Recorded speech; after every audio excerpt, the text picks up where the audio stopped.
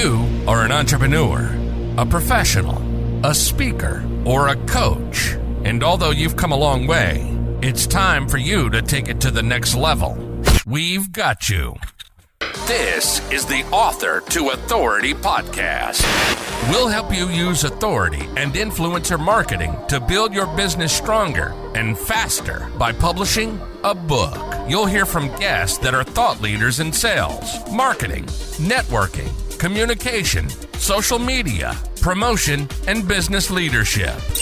Let's do it. This is the Author to Authority podcast. And now your host, the extraordinary word ninja, Kim Thompson-Pinder. Welcome to the Author to Authority podcast. Are you a founder or a business owner? And are you feeling stuck in your business? Do you feel like you've hit a certain level and you just can't get past it? Well, today's episode is for you.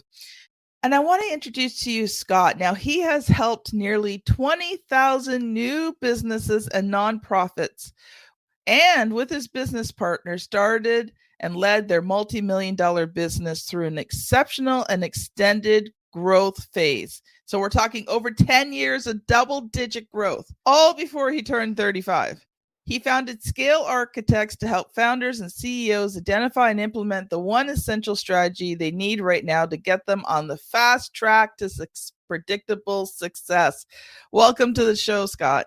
Hey, Kim. It's so exciting to be here. I love doing podcasts. Podcasts actually completely transformed my life. And so every opportunity I get to step up to the mic again is an opportunity, hopefully, to create that same transformation for someone else. Love it. Love it. So Scott, let's get right into it today. You know, can you get stuck as a business owner? The question that I like to ask folks, like they feel like they're stuck, or even if they feel like they're okay, most folks who come to me as a business coach, they want to get to the next level. I get some version of, I want to get to the next level. And the question I always ask is, what is the next level? How do you actually define? What do you call it? What's its name? What's the route to get there? And we have no idea. Absolutely none. And when you really get down to it, most people actually describe the next level as more of the current level. It's a lot more of what we're doing now. We just want to make more money doing it. And that couldn't be further from the truth. In fact, there are 7 distinct levels that founders face. There's 7 distinct stages of the journey that we all walk. And if you don't know what those stages are, how can you possibly know how to progress through each one? Okay, well, that just blew my mind right open.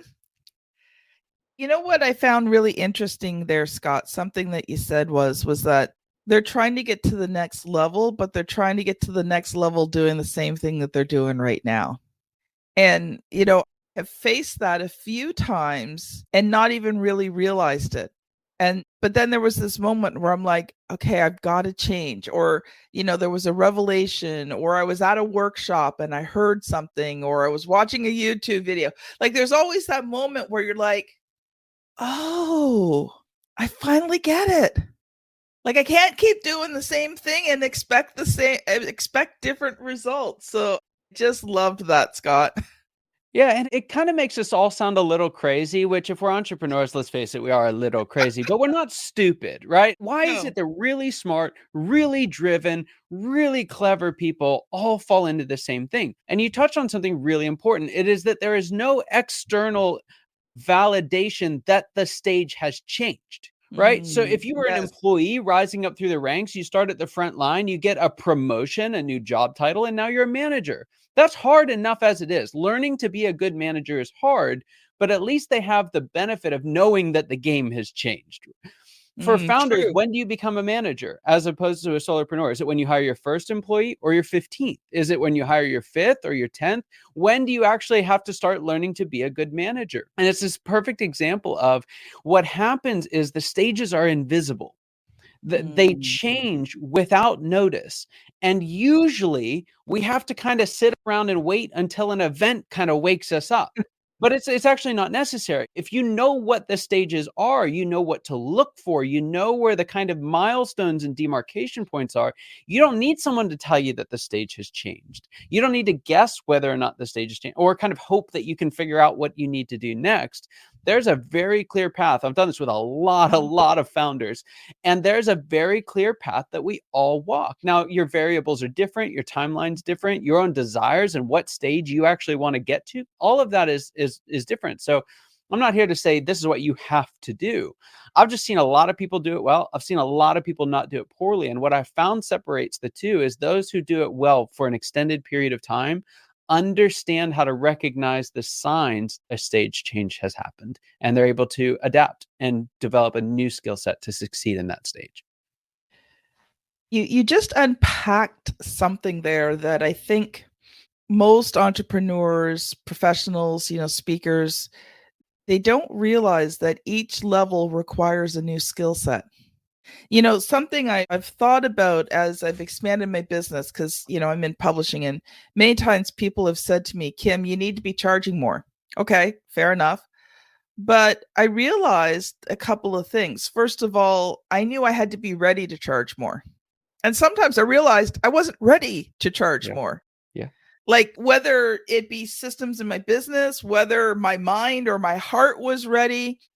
One of the big things I realized was that I would have to expand my network of people into a higher level network if I wanted to charge more money. So usually before I, charge more money for my services, I actually start working on my network and connecting with that next level of people that I have to connect with that can afford those products and services. So I think you were so right there that there's things that have to happen. There's skill sets, and even mindsets, your network, all these kinds of things. You might have to put new systems into your business to handle the next level, right? Because you can't do 100%. Everything on your own. So love that. I love that, Scott. I want to talk about your story, and we'll do that in a few minutes. But first, audience, you know what time it is. I have a lot of resources that I love to give away and be able to help you in your publishing journey and to help you use that book to grow and scale your business. So we are going to stop for a quick 15-second break, and you can find out about a resource. Yeah, that doesn't work.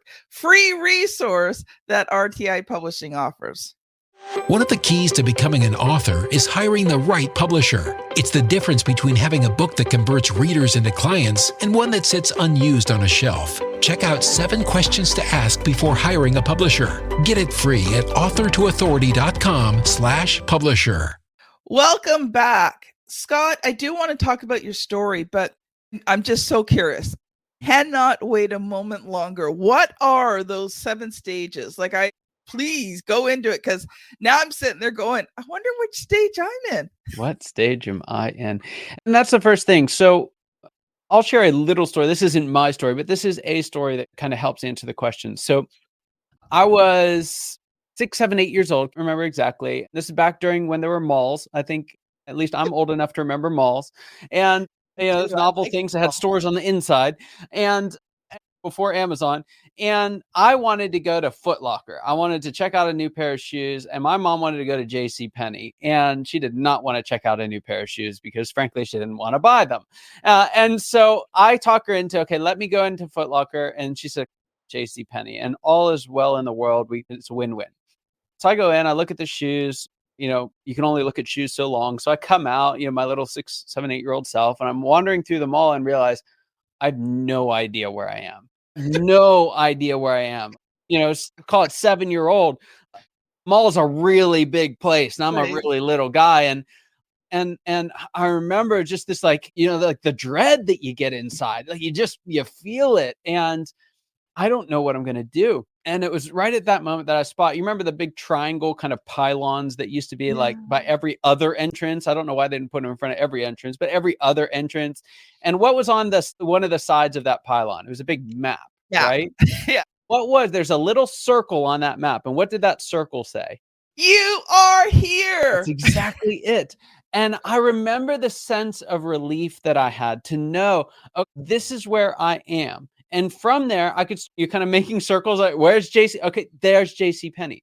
To get to where you want to go, you have to know where you are. Yes. And that was something I struggled with as a founder, as a business leader. For reasons we've already talked about so far, is that it's just not a clearly marked path, right? We're out there forging the way. I felt like every day I got up, went into the business, and me and my team walked off the face of the map.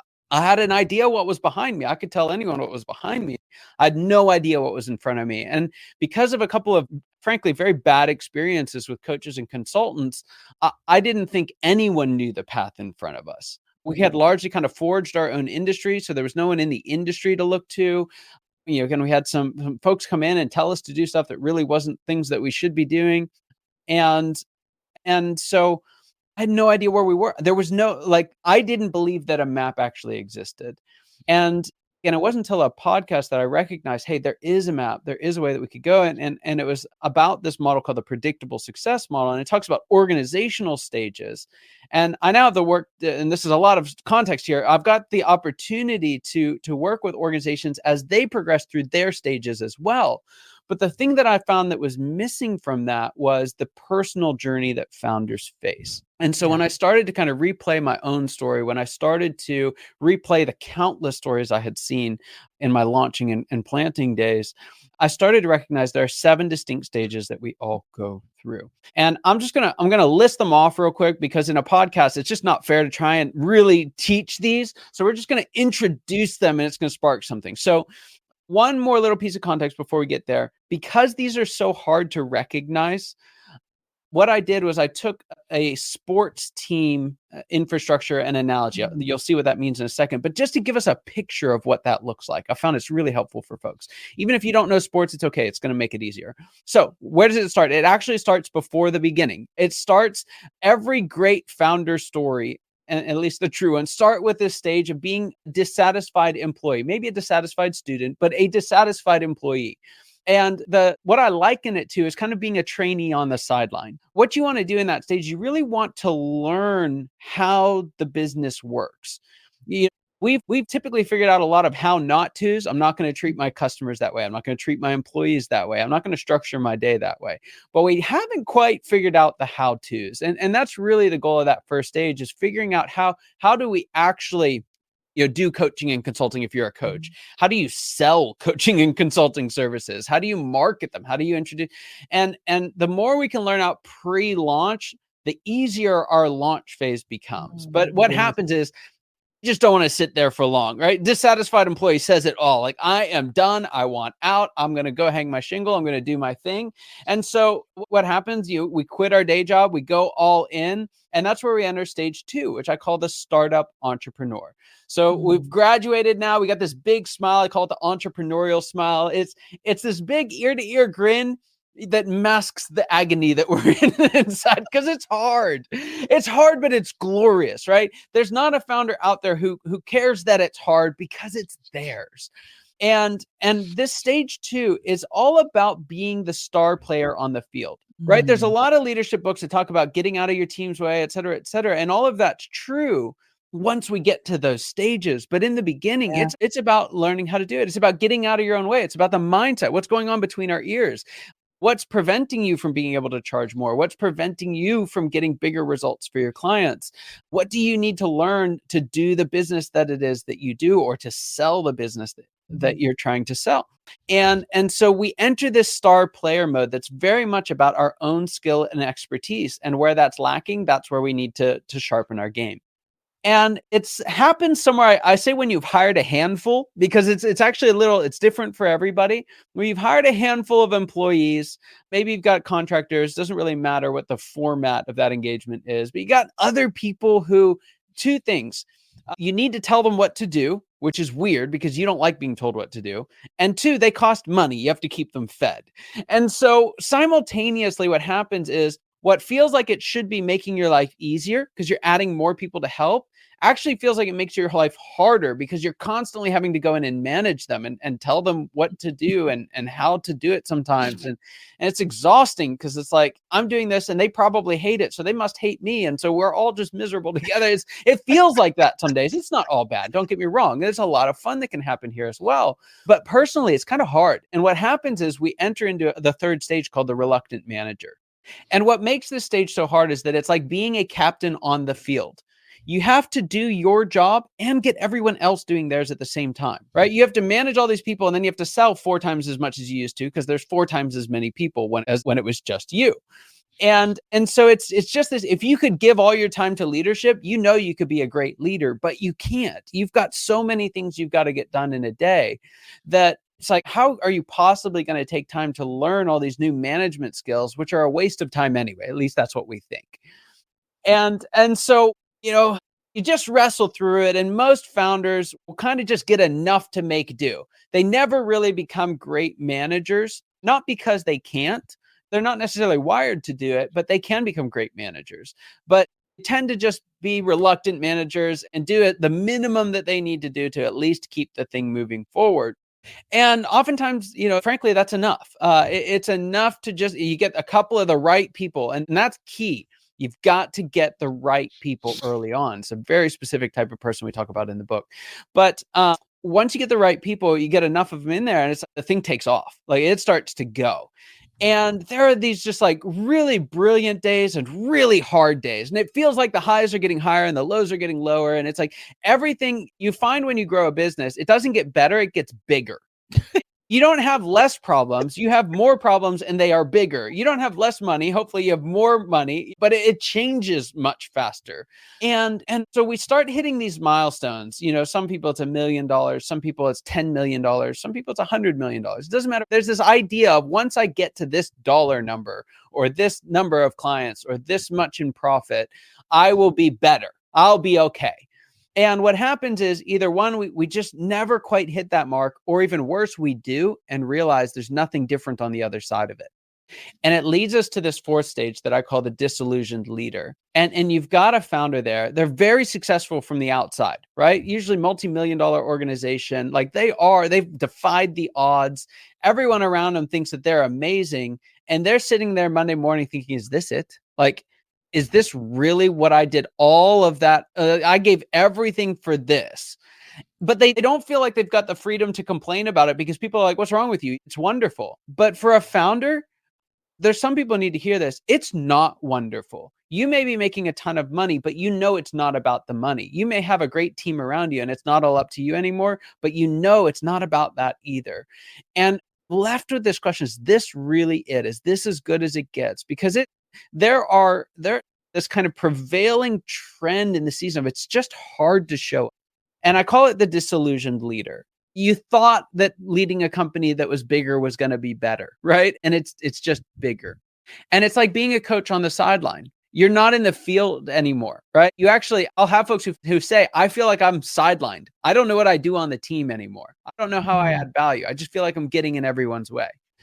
And a lot of folks, they reach this stage, and it's so hard that they wonder, again, is this it? And unfortunately, a lot of people exit, right? Either they sell their company, or they just kind of shrink to a size that they can do by themselves, or they just settle that they're going to be miserable, which is probably the biggest tragedy of all. And what I liken it to is, and everyone likes movies, but you like a good story. Everyone likes a good story. And if you actually look at a story, you look at your favorite dramatic movie, and you go to about 90% completion. We're not quite there yet, but we've been through most of the movie. You'd think, hey, we've achieved about 90% of the success. That's not true at all. In fact, just about everything that can go wrong has gone wrong. There's been triumphs to at least, we've got to have a couple wins in there. But you look at it, that you got 10, 15 minutes left in the movie. It's downright depressing. The Top Gun Maverick movie came out a couple years ago, and my wife and I were at the movie theater, and we got a call with about 10, 15 minutes of the movie left from our babysitter saying, SOS, you have to come now. So it's like, we dropped the popcorn and we're gone, right? We're back. It took me 2 years to see the last 15 minutes of Maverick. And I remember walking out, I was like, this movie's tough, because it's like they're crashing and people are, it's just hard. It's emotionally hard. It's physically hard. Things are going wrong. If we quit there, right? If I never saw it's the last 15 minutes that makes it all worth it. And for folks who are in that disillusioned leader stage, who feel like, I can get bigger. I know how to do that now, but why? And the answer is not to get bigger, it's to get better. And if you can start change how you show up as a leader. If you can start to put a couple pieces in the right place, get the systems and processes you need, you are one step away from the single greatest transformation in your journey as a founder. It's remarkable. And that's where you go to stage 5, which I call the chief executive. Now, this is a title you've been using since your first business card, right? You're founder and CEO. But we're stage 5, and it's actually the first time that you have the opportunity to act like a real CEO, to be a visionary leader, right? To have an executive team working around you to go and execute on your plans. It is beautiful. I talk to folks who've been able to make that transition to stage 5. It's like it's a completely different person from 4 to 5. And it's like being the GM in the box. You get to see the game, but there's air conditioning now, right? You don't even have to be there necessarily at the game for it to succeed. So that's stage 5. It's being a chief executive, really stepping into that role for the first time. And for a lot of folks, they think like, that's it, I've arrived. But there's actually 2 more stages, and they are wonderful. So if you do the CEO stage really, really well, you get the opportunity, and this is what founders get that's different from every other leadership journey. And that is that you have the opportunity to become an owner. This is where you heard lots of people talk about own, not run. And if you try and skip to this stage, it doesn't work. But if you can do the legwork of these earlier 5 stages, you succeed at each one of them. It sets the stage up for you to own your business and not run it, and to do it for a long time. You can own it for as long as you want. You are entirely in control of that timing. And so it's being a true owner. It's a really cool stage 6 of the process. Last but not least, and this is really my heart for folks, is to show, hey, this is what the journey can look like, is stage 7, where you become a visionary founder and you realize it's not actually about you. This whole journey was not about you. All the skills that you've built up to this point don't find their fulfillment in you. They find your fulfillment in being able to help others get a leg up in the journey behind you. And that's what makes this whole progression worth it, is being able to step into that, where just for the love of the game, you get back in the game, right? Just to be there with other folks who are doing it and to help them out. So that's a long answer to a short question. Those are the 7 stages. Wow. There was a few things I was thinking of. I actually wrote them down while you were talking. Like, you were talking about being lost in the mall. And I remember, even as a teenager, there was one mall in Toronto, one of the main cities in Canada where I lived, and was called Sherway Gardens. And it was a cloverleaf. So it was like 4 circles that all converged in the middle. I am directionally challenged. Even with the map, I get lost in that mall all the time. I couldn't figure my way out. Even with the "You Are Here" was great, but I couldn't remember which leaf I parked in front of. Yeah. It's so true. And you bring up a great point, and that is that for every one of us, we bump into that challenge. And it's different for different leaders. There's different skill sets, but somewhere in this journey is a stage that you are particularly not wired to do well. There's one, it's not that you can't do it. It's just so unnatural for you that you might not have the confidence to kind of get over the hill, if you will, without the help of a guide. Yeah. And so having a guide that not only understands success in a kind of generic term, but knows how to achieve success in the stage that you're in right now can be an absolute lifesaver and a massive accelerator for your success along the way. Oh, I agree.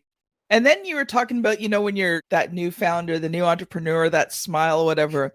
And all that made me think of was that, when you start your business, it's like you're pregnant and everything is okay. It's not always rosy. I mean, there is morning sickness, and some people like me have it for a long time, but you hit that stage in pregnancy where you're excited and you can feel the little one kicking around inside of you and everything is bright and glorious. And then you go through labor and that's hard and hurtful.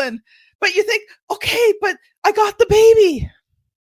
And you think life is going to be wonderful and amazing. And you've got this little being, and then 1 month later, you haven't slept in how many days, and, the reality of it hits. And it's kind of like that with entrepreneurship, right? Like you're all excited. Everything's great and glorious. And then you hit a few months in and the reality of, raising this kid or growing this business is hitting you in the face every single day. And that's hard to get past sometimes. It sure is.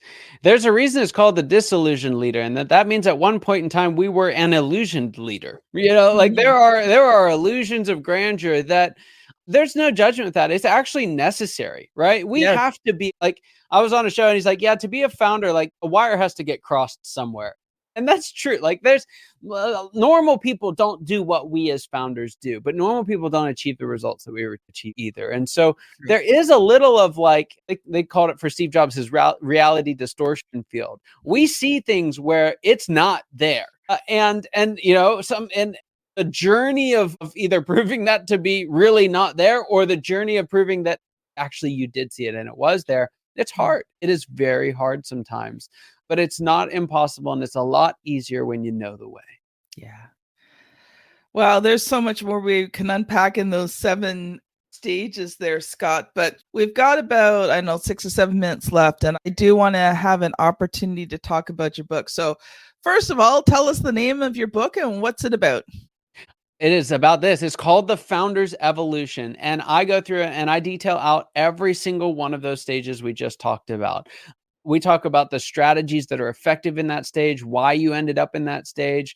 We look at who you need to help you on the journey. So it's actually one of the biggest things is you know how to find the right people that you need for that stage.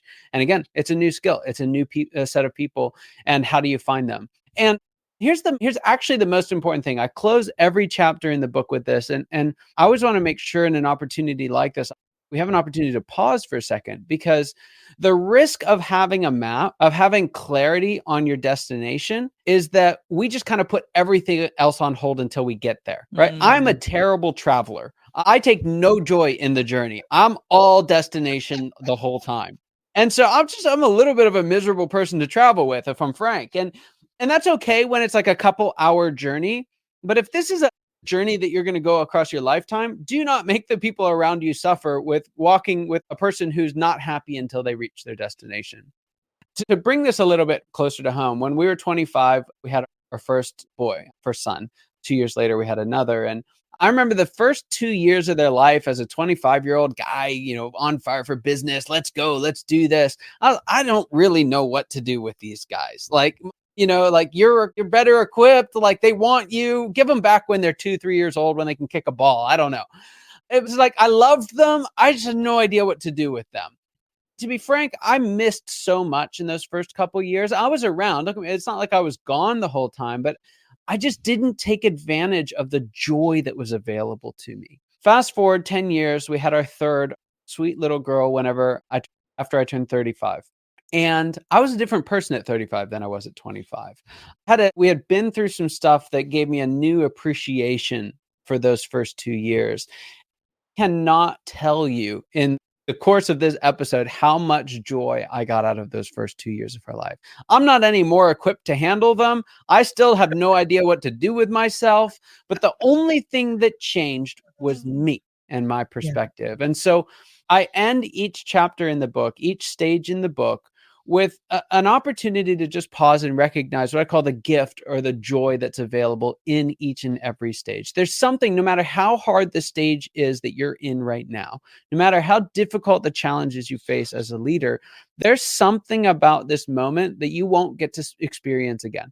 There's some type of gift, of activity, of like just reward that actually you're going to have to sacrifice to move on. And so you're going to feel the pain of sacrificing it when that's necessary. So take the time to enjoy the benefit of it now. And so for anyone out there, oftentimes it's not that you need to get to the next level. It's that you need to enjoy the current level more. Love it. Love it. Okay, Scott, I'm going to ask you the question that I ask every single author that comes on the show. And I realize you haven't published the book in print form, but I'm pretty sure this still applies to you. What has been the good, the bad, and the ugly of writing and publishing that book? You know this better than I do. Writing the books, for me, is kind of the easy part. I actually enjoy the writing process. I cheated on it a little bit because founders are super busy. And I've started a lot of books and not finished them. And I didn't want that to be the case for folks. So I wrote a much shorter book intentionally, which is actually part of why we didn't traditionally publish it, because founders need to know, especially when they're in these tough stages. So that wasn't the hard part of the journey. The hard part of the journey was getting it out there and thinking like, what do they think? right? Because it was me, right? It wasn't a book, it was me. And I remember the first couple of times I presented based on the book, it's like, I don't know how this is going to land. I had been doing talks and with other people's material and things like that. This is the first time I really brought all of me to the table. And the kind of anxiety around that, the vulnerability of it. But the flip side of that is when you get someone who really means something to you, say, hey, you're onto something here, right? You get those, and it's just like, it's amazing. It's really been a wonderful process. That is awesome, Scott. All right. Well, we are pretty well at the end of the show here, Scott. So what I would love for you to do is to share one final thought. And if people have enjoyed today's conversation, how can they connect with you? Yeah, absolutely. Just can't help repeat, enjoy the journey. Really is. I get folks again who come to me all the time. They want to get to the next level. They don't know what the next level is. And almost half of my work is just helping them to recognize what joy is in front of them right now. A happy founder is a growing founder. An unhappy one, it's not a pretty sight. So that would be it. And then would encourage anyone, head over to scalearchitects.com/founders. They can get the book for free. We've made it available for free to everyone. And you can find what stage you're in. You can find what stage you want to get to. And I'll give you a couple very simple strategies on how to do it. Thank you so much, Scott. If you have enjoyed today's episode, then I highly recommend that you scan back a bit to episode 423, Taking Your Business to the Next Level with my dear friend, Claudine Pereira. This episode was so great in laying a foundation, and she will continue that process in that episode. So if you're watching on YouTube, there will be a thumbnail somewhere on this screen. If you're on your podcast app, make sure that you scan on back to episode 423. Audience, thank you so much for listening, and we will see you on the very next episode. Bye now. You've been listening to the Author to Authority podcast. The extraordinary word ninja, Thompson-Pinder, has helped over 200 entrepreneurs, professionals, speakers, and coaches write and publish their books that have become incredible marketing tools for their business. And many of those have gone on to become Amazon best-selling authors and have used their books to land high-level clients and get on big stages. We hope you've enjoyed the show. Make sure to like, rate, and review. And we'll be back soon. But in the meantime, hit the website at www.authortoauthoritypodcast.com. See you next time.